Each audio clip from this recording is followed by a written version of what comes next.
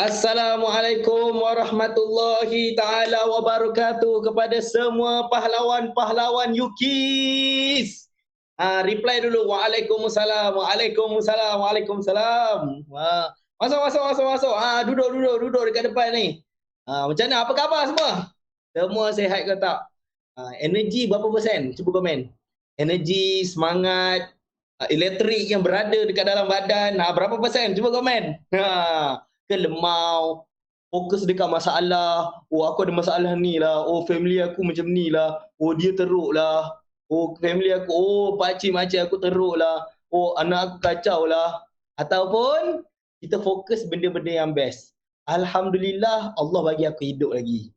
Alhamdulillah aku masih lagi ada tangan. Kalau siapa yang maksudnya yang tak ada tangan tu, maksudnya kalau contohnya kita, saya pun tak tahulah, maksudnya mungkin ada antara kita ni kan. So, tapi paling nombor satu je bila dengar ni, dengar maksudnya oh alhamdulillah Allah bagi pendengaran. Tu mahal tu. Kalau siapa yang nampak ni, alhamdulillah Allah bagi penglihatan. Kalau siapa yang boleh berjalan, alhamdulillah aku boleh berjalan. Walaupun kalau contohnya tak boleh berjalan sekalipun pakai tongkat ke, pakai wheelchair ke, tak ada masalah. Allah bagi kehidupan. Allah tak pernah hantar bil dekat kita. Ni Fik, apa nama, bil kau seumur kau punya hidup, ni udara kau. Bil kau pernah tak? Cuba komen, siapa pernah? Siapa tak pernah dapat bil? Dapat bil udara, oksigen ni, dengar ke suara saya ni? Tak ada orang komen lah. Tak dengar. Jadi kita boleh pilih sebenarnya. Dapat tak ni? Orang komen. Saya tak nampak macam komen. Betul lah. Sekejap. Oh patut lah. Saya salah. Okey. Okey ramai. Okey. So dengar suara saya. Jelas. InsyaAllah. Alright. Okey. So itu sebenarnya saya nak bagi tahu nombor satu sebenarnya. Yang selalu syukur dulu apa yang kita ada. Biarlah saya cakap setiap minggu pun, tapi saya selalu kena ingatkan benda ni. Fokus benda apa yang kita ada dulu. Fokus benda apa yang kita ada dulu. Dan sebab tu Allah sebut dalam Al-Quran, orang yang bersyukur, aku akan tambah lagi nikmat dia. Nescaya aku tambah lagi nikmat dia. Ini dalam Al-Quran tau. Dalam Al-Quran ni, Allah tak akan sebut, melainkan memang Allah memang nak bagi. Dan jangan ragu-ragu langsung. Dah lah, kalau siapa, macam mana? Kalau dah lah, orang yang bersyukur akan tambah. Lepas tu Allah bagi tahu lah, syakartum la azidanakum. Lepas tu kalau contohnya ayat dia selepas tu, Allah sebut, Allah Muhammad, kalau contohnya tak bersyukur, dapat azabun alim. Bayangkan macam mana punya dahsyat dia. Ucap terima kasih, ucap alhamdulillah, ucap kesyukuran, dapat tambah. Engkau tak buat, engkau akan kena azab. Maksudnya betapa Allah bagi restriction dekat situ. Kau bersyukur lah sebenarnya. Kau sebenarnya patutnya bersyukur. Dan kalau contohnya aku bagi kau ujian, bukan untuk kau komplain. Itu ayat dia. Dalam hidup ni banyak sangat komplain. Yang komplain tu lah yang membuatkan energi kita down. Sangat-sangat kena jaga benda ni. Saya boleh cakap kasar sikit, sumpah kena jaga. Tu kasar dia. Kena jaga sangat-sangat. Benda ni jangan duduk main-main.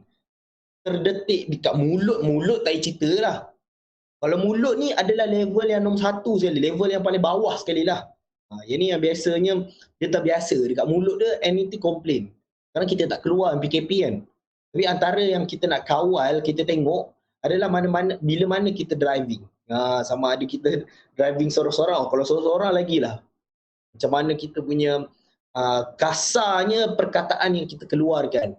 Itu level paling bawah.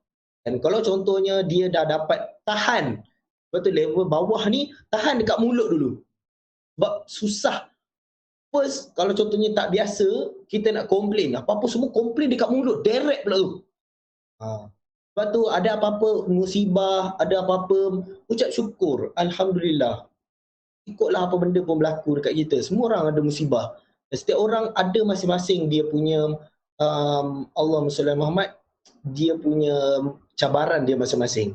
Tapi kena faham, yang Allah bagi tahu, Allah takkan uji, la yukallifullahu nafsan illa wus'aha. Allah takkan beri sesuatu tu, bagi cabaran dekat seseorang tu, illa wus'aha. Kecuali kecuali kita sendiri mampu. Sebab Allah tahu. Semuanya kita sendiri yang macam mana kita handle. Dan benda ni sangat-sangat luar biasa sekali. So, nombor satu, positif. Benda positif kan. Sekecil-kecil, kalau contohnya kita bukan komplain tau. Sekecil-kecil macam contohnya, kita rasa macam something lah, kita nak beli kan. Perkataan pun kena ubah. Kita bukannya cakap, aku tak ada duit lah. Ni jenis orang yang berzikir tak ada duit ni. Betul-betul Allah tak bagi kau duit. Walhal sebenarnya kau ada RM1 dalam poket. Kalau tak ada pun mesti kau carilah dekat bawah sofa ke, mesti ada duit, mesti ada 20 sen punya ke, ataupun tak kira lah, duit tu mesti ada punya celah-celah gigi ke apa. Kalau contohnya, maksudnya akan ada punya. Tapi perkataan dia adalah kita belum mampu duit, belum mampu dulu. Tu perkataan dia. Tu perkataan dia, belum. So kalau kita nak beli sesuatu tu, tunggulah kejap. Duit aku on the way sampai. On the way. So tengok, kita ubah perkataan kita. So benda ni sangat-sangat, apa kita panggil, word of choice. Cuba komen. Word of choice. Betapa orang yang biasa buat sales, saya tak nak sebut orang buat sales lah. UKIS, maksudnya ejen UKIS bersamaan pahlawan UKIS. Pahlawan UKIS bersamaan buat bisnes UKIS. Buat bisnes. Orang bukannya semata-mata ejen. Saya selalu sebut benda ni. Ejen bukannya semata-mata jadi ejen. Dia adalah buat bisnes. Orang bisnes kena ada mindset orang bisnes. Orang bisnes, dia akan sentiasa berkata positif. Sama ada first kat mulut dulu. Yang dia keluar. Macam mana nak positif tu adalah word of choice tu. Perkataan-perkataan negatif. Perkataan tak, tidak, no, negatif, merah. Merah maksudnya perkataan yang garang lah. Maksudnya stop. Tu benda-benda yang perkataan apa yang membuatkan kita terhalang, faham tak? So, kita word of choice ni kena tukar. Sebab tu sebelum tukar dekat sini dulu. Mana cara kita berfikir. Then dia barulah pergi ke hati. Maksudnya kita dah pupuk ni, mulut kau kena pilih ni perkataan kau elok-elok. Jangan komplain, cakap benda-benda yang best, benda-benda yang seronok. Then barulah dekat hati ni, sebab nanti bila dah tutup mulut, akan ada hati kita yang macam akan tercuit, yang macam kenapa aku kena macam ni? Kenapa kena kat aku? Teruk sangat ke aku ni? Lepas tu ada benda-benda yang saya tak tahulah. Kalau jenis orang yang overthinking, lagilah dia fikir macam-macam dekat diri dia. So, sebab tu next step dia adalah banyakkan membantu orang lain. Dan salah satu membantu dia adalah beri manfaat kepada orang lain. Beri manfaat. Kalau dekat platform kita adalah apa benda? Kita bantu buat orang lain bahagia. Nampak tak connection dia kat situ? Kita buat orang lain bahagia, maksudnya faham tak? Kita buat orang lain bahagia dengan cara apa? Kita beri dia coklat, bukan berilah.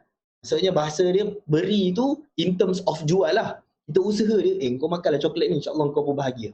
Bila kita bahagiakan orang, kita pun akan dapat bahagia. Macam mana ayat dia? Membahagiakan, dibahagiakan. Maksudnya kita bahagiakan orang lain, insyaAllah kita dibahagiakan.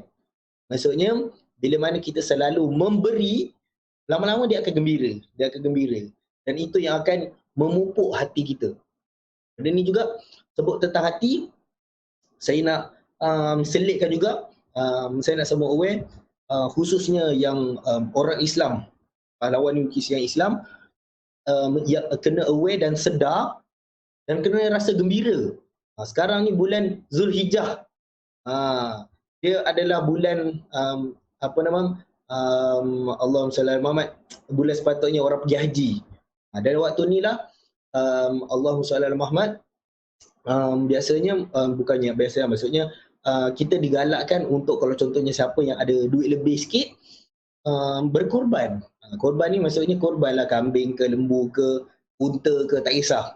Ini benda-benda ni adalah, orang kata apa, nak menyucikan hati kita. menyucikan harta kita, zakat kita. Kalau contohnya siapa yang tak berkemampuan, tak ada masalah, usaha. Kalau contohnya belum lagi tapi ada mindset yang insya-Allah tahun depan aku nak buat, aku nak buat. Kalau contohnya siapa yang belum mampu lagi, insya-Allah. Maksudnya tahun ni buat sungguh-sungguh UKIS, dapat komisen, jaga elok-elok betul-betul kewangan, ada simpanan lebih, target untuk nak sedekah banyak sampai nak boleh buat korban. So, dan sedekah, kalau contohnya saya nak masuk sedekah sikit, sedekah yang paling best adalah sedekah bila mana kita tak mampu. Bila kita tak mampu, itu sedekah paling best. Dah lagi best tau.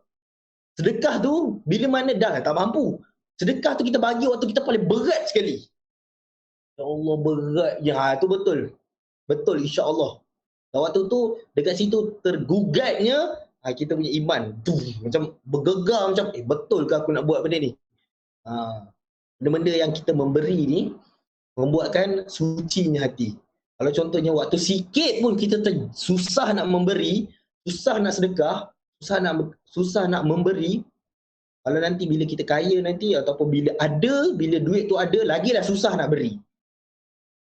Dan jangan langsung ada kata macam tak apalah nanti aku kaya, aku bagilah, aku sedekahlah. Jangan.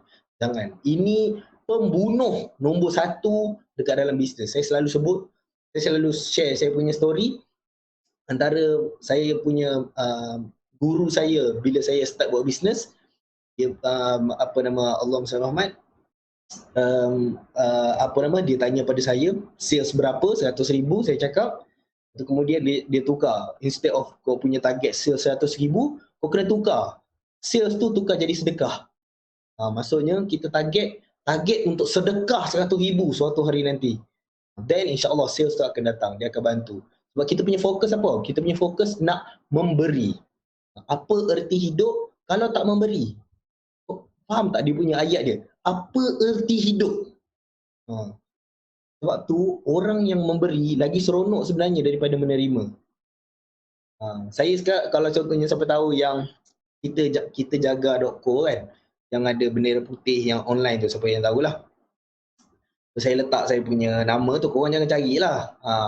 So tapi maksudnya alhamdulillah, maksudnya sekarang dah beberapa orang dah WhatsApp saya dan alhamdulillah. Saya bukan nak kata apa, bukan yang nak belagak ke apa. Bukan, maksudnya kena faham yang betapa seronoknya bila ada orang minta dekat saya, maksudnya tapi dalam keadaan yang alhamdulillah saya boleh bagi dia dalam keadaan yang mungkin tak ada full. Contoh dia minta macam bayar duit sewa rumah dia 1,200, 1,300, tapi saya bagi sikit je. Tapi kita dah rasa dah perasaan, ya Allah, bestnya. Tapi waktu nak bayar, nak transfer, nak letak nombor akaun tu tak susah, bergegar juga tangan. Betul ke ni, kalau nanti dia ni tipu ke apa ke, dalam kepala otak ni main. Tapi biasanya kalau orang minta tu tak apa, itu lillahi ta'ala. Dia dah pakai duit, duit kita dah sampai dekat dia, terpulang lah. Betul ke tak betul, itu dia dengan Allah. Dan itu Allah punya hak untuk macam mana dia nak nilai kita. Yang paling penting dari side kita dulu. Right, so tu selingan lah awal-awal. Kita belum start lagi ni, boleh tak ni? Kita belum start lagi, tapi pada saya awal-awal ni penting untuk saya kena selalu cakap tentang hati. Sebab lately saya rasa saya perasan yang kalau contohnya seseorang tu dia ada ketenangan hati, dan even saya sendiri pun bila berasa hati tu bila tenang, jantung kita tak berdegup dengan laju pada waktu yang tak tentu. Maksudnya kita boleh sebenarnya nak berdegup laju kalau contohnya ikutlah time kita tengah excited ke ataupun, tapi kalau contohnya kita tengah duduk diam ataupun sepatutnya hati kita waktu tu tenang, khususnya bila lepas solat, tengah solat, tapi waktu tu jantung kita laju, maksudnya tak ada apa sebab kita rasa gelisah, dekat situlah dia akan lahirkan kita punya fizikal kita punya perbuatan kita, cara fikir kita. Dan bila cara fikir kita salah, itu yang membuatkan motivation kita down, energy kita down. Last sekali yang korang selalu komen, maksudnya saya tak ni sangat kan. Saya sangat-sangat sibuk lately, so saya tak sempat nak buka group chat tu. So biasa kadang-kadang saya tengok, saya tak tahulah biasa lah. Tapi biasanya kadang-kadang orang komen, apa nama, oh tak sempat lah hari ni nak buat sales, oh hari ni okey je, saya okey je, tak ada masalah. Tapi kalau contohnya dia buat tu dalam keadaan yang apa nama, dia sendiri yang decide untuk tak apalah, tak nak buat ni, buat besok lah. Maksudnya hari ni tak ada motivation lah, tak nak buat lah. So ini antara yang paling orang kata apa, sebab tu saya patah balik dekat hati dulu, kena jaga kat hati, pastikan hati tenang supaya kita dapat berfikir dengan baik, dan barulah kita boleh bertindak dengan rasional.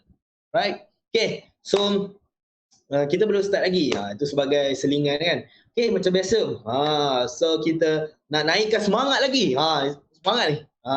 Naikkan semangat lagi. Saya panggil kita punya salah seorang pahlawan UKIS yang pada saya sangat-sangat sangat-sangat luar biasa pada saya. Dia orang dia tak banyak cakap. Setahu sekenal saya lah, saya kenal ni kan, dia tak banyak cakap. Tapi kerja dia punya, orang kata nanti kita tengoklah berkenalan dengan kita punya, Allahumma salli ala Muhammad, kita punya guest kita untuk pada malam ni, iaitu saya jemput Kistina Malik, Cik Kistina untuk bersama kita. Okay, Assalamualaikum Cik Kistina. Boleh dengar tak ni? Hai, Assalamualaikum. Waalaikumsalam. Cuba komen. Boleh dengar tak? Cuba komen. Alright. Okay. So, ni special ni sikit. Okay, Kistina. Cik Kistina, diorang ni tak kenal lah. Cuba perkenalkan diri sikit. Bagilah orang kenal sikit. Okay, sila. Okay, hai, Assalamualaikum. Okay, nama diberi Nur Kistina. Saya berumur 23 tahun dan berasal dari Kedah. Wow. Alright, okay. So, pada awal-awalnya, apa cerita ni? Kenapa nak join sangat UKIS ni? Cuba share sikit. Okay. Saya cakap tadi saya berumur 23 tahun. Okay, sejujurnya sepanjang saya berumur 23 tahun ni, saya tak pernah bekerja langsung. Kiranya saya tak pernah buat kerja full time ke, part time ke, dropship atau agent pun saya tak pernah. So saya sebab apa? Sebab saya jadi takut atau dan saya risau kalau saya jual sesuatu produk tu dia tak laku. So dekat situ dia macam membazirkan masa saya lah, nak PM orang, nak buat marketing apa semua. Tapi bila UKIS ditubuhkan, tak silap saya ditubuhkan pada Januari. Waktu tu Tuan Afiq Ikhwan ada tunjuk macam rank. Tak silap saya number 1 masa tu Nurul Fasiha dan number 2 Ashraf Kamaruddin. Waktu tu saya macam tercabar, kenapa orang lain boleh buat sales, kenapa saya tak join sekali. Tapi pada waktu tu saya memang macam malasnya nak join sebab tak ada komitmen lain yang memerlukan. Dia tak ada push factor. Ya betul. Tapi siapa yang muda kat sini itu sebenarnya antara masalah terbesar dia. Okey, sila. Okey, lepas tu ada beberapa hari selepas tu ada satu perkara ni jadi dekat saya. Kiranya benda yang jadi ni dia memerlukan saya untuk buat kerja part time lain. So saya macam alamak, kerja apa lagi yang saya boleh buat? Tiba-tiba saya terfikir macam apa kata join je jadi agent UKIS. Try je sebab saya tak pernah langsung buat dropship ke agent ke. So saya macam tak apalah, try je lah sebab part time je. So saya pun masuk cuba. Alhamdulillah saya start masa tu dalam 8 hari bulan ke 9 hari bulan saya dah create link affiliate tu. Lepas tu 10 hari bulan tu terus buat sales. Kiranya PM member dulu lah, member yang paling dekat apa semua. Dan Alhamdulillah coklat UKIS ni dia macam senang untuk jual sebab harga dia pun macam kena dengan rasa dia, semua mudah, mampu milik lah orang cakap. Lepas tu Alhamdulillah bulan pertama tu iaitu 10 hari bulan 1 sampai 31 hari bulan 1, sales yang saya berjaya buat masa tu tak silap saya 1,100. 1,100 tu mungkin sikit bagi setengah orang, tapi bagi saya yang tak pernah. Sikit? Saya dulu pun first time saya buat bisnes online, bulan pertama RM1 je saya buat. RM1. Itu RM1 pun saya rasa nak melompat lah. Tapi itu sebenarnya dia punya pembakar dia, starting dia. Lepas tu sambung. Dahsyat ni. Okey, apa tadi? Apa saya cakap? Astagfirullahalazim. Bulan pertama dah sampai 31 hari bulan. Bulan pertama. Mungkin bagi setengah orang 1,100 tu kecil nilai dia. Tapi bagi saya yang tak pernah buat kerja langsung, maksudnya dua kerja dalam satu masa, 1,100 tu sangatlah besar. Kiranya achievement yang terbesar lah bagi diri saya, Alhamdulillah. Alhamdulillah. Selain tu, saya join UKIS juga sebab hari tu kan kita dah PKPD. Tiba-tiba dah macam makin pulih, kes pun makin turun. Tiba-tiba sekarang makin naik balik. So dekat situ saya macam, tak boleh ni kalau tak ada simpanan langsung. So dekat situ bila join agent UKIS dapat commission tu memang 100% tak ada 100%. Tapi kiranya ada Boleh duit buat sampingan simpanan untuk lah. simpan. Betul. Yes, amazing. Sekarang ni musim KPD, PKP masa ni lah untuk buat duit online. Sebab orang nak buka kemah, buka apa nama, buka booth ke apa ke time ni memang dah confirm dah tak boleh. Kalau contohnya boleh pun, pelanggan mungkin tak ada orang nak lalu lalang. Kalau ada pun, ya Allah memang sikit lah.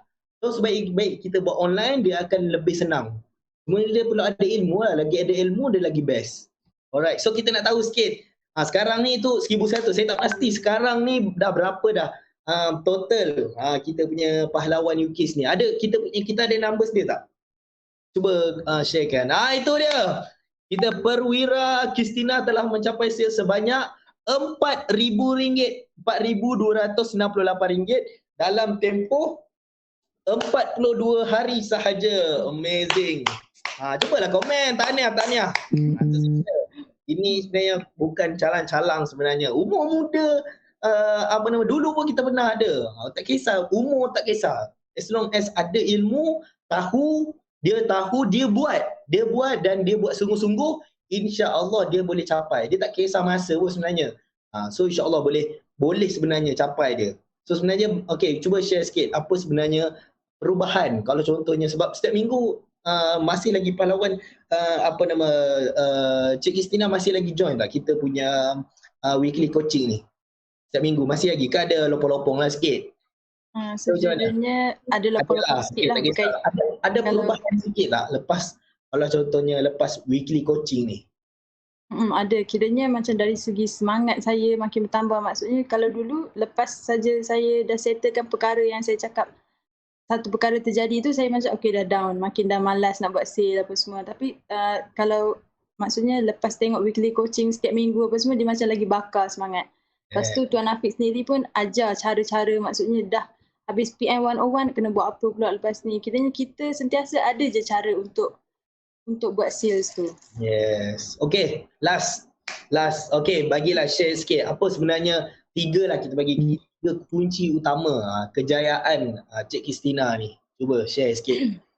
Okay, saya ni tak adalah banyak sangat pengalaman tapi saya cuba untuk share 3 perkara. Okay, yang pertama, terus kiranya kita ni tak payah tengok ke belakang. Apa yang jadi dekat lepas, biar je. Apa yang kita kena fokus sekarang adalah masa hadapan. Saya pernah juga gagal dulu, adalah satu masa tu saya pernah gagal, tapi tak kiranya jangan tengok masa tu, jangan terlalu down tu sekejap tak apa, tapi jangan sampai bawa sampai kita tak boleh nak berjaya pada masa hadapan. Kiranya jangan patah balik, teruskan je. Kalau tak jumpa jalan juga, kita berdoa lah last sekali, berdoa ke Allah macam mana kita nak teruskan hidup untuk masa hadapan. Okay, yang kedua, jangan putus asa dan bersabar. Sebab dalam berniaga ataupun kita nak jual sesuatu dekat orang ni, kita akan hadap banyak rejection. Maksudnya kawan baik kita sendiri pun kadang-kadang tak beli dengan kita. Yang beli dengan kita mungkin stranger, ataupun kawan yang kita dah lama lost contact, ataupun kawan yang kita jarang gila contact. Tapi maksudnya kat sini nak berniaga ni, nak menjual ni, memang kita kena kuat untuk hadap banyak-banyak rejection daripada orang. Yang ketiga, berbalik kepada Sang Pencipta lah, iaitu Allah SWT, iaitu kita percaya je dekat dia. InsyaAllah kalau dia tak bagi rezeki dekat kita hari ni, dia akan bagi esok dengan gandaan yang lagi banyak. Sebab Allah ada berfirman dalam surah Al-Insyirah ayat 5 dengan ayat 6, dia cakap, dia berfirman, selepas kesusahan tu pasti ada kesenangan. Selepas kesusahan pasti ada kesenangan. Dia berfirman 2 kali, diulang 2 kali. Betul. Jadi dekat situ kita hanya berusaha dan last kali bertawakal, berdoa. InsyaAllah Allah akan bagi rezeki. Allah nak tengok kita berusaha sahaja. Betul. Amazing Cik Kristina. Okey, terima kasih. Macam semua belajar sesuatu tak? Banyak kan belajar kan? Kita lepas ada perkongsian dengan pahlawan-pahlawan di air ni, sepatutnya kita lebih semangat ni. Kita dengar, oh sebenarnya orang lain pun sebenarnya ada masalah, ada gagal juga. Tapi kenapa dia boleh, kenapa aku tak boleh? InsyaAllah saya nak bagi tahu ni manusia yang sebenar ni saya tunjuk ni. Okey, terima kasih kepada Cik Istina. Okey, Assalamualaikum. Waalaikumsalam. Terima kasih kerana menjemput saya. Bye. Assalamualaikum. Assalamualaikum warahmatullahi. Macam banyak kan belajar kan? Sangat awesome. Cubalah komen lah. Awesome, awesome, awesome. Awesome Cik Kristina. Komen. Pahlawan Kristina ni kan.